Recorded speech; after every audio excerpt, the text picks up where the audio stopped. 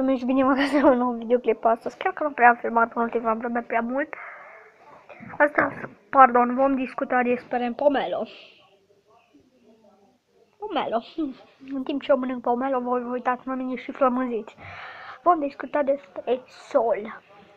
Da, vă dau la șosetul. Îi dau la șosetul, am zis corect. Bun, să vedem despre sol. Cu toții știm că am zis în episodul trecut despre apă, dar dacă stai să te gândești, dacă pui în blender sol, se face lichid, deci apa câștigă, apa won the game, apa bizonului zburător. Vă dau Legenda lui Aang. Fără copyright, fără copyright, fără copyright. Da. Și până la urmă, cam atâta e apa. Un bizon uriaș cu 6 picioare. Și solul.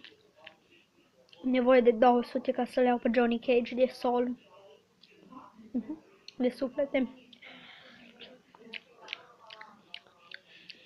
La Mortal Kombat X, dacă știți cumva Mortal Kombat X și vreți să vă jucați cu mine, eu îs Lotus și îs Knight Wolf. Căutați-mă la categoria Lotus și pe la vreo 5000 pe acolo. Am un Johnny Cage de 30 și un Scorpion de 34 și un Surian de 30, aproape 31.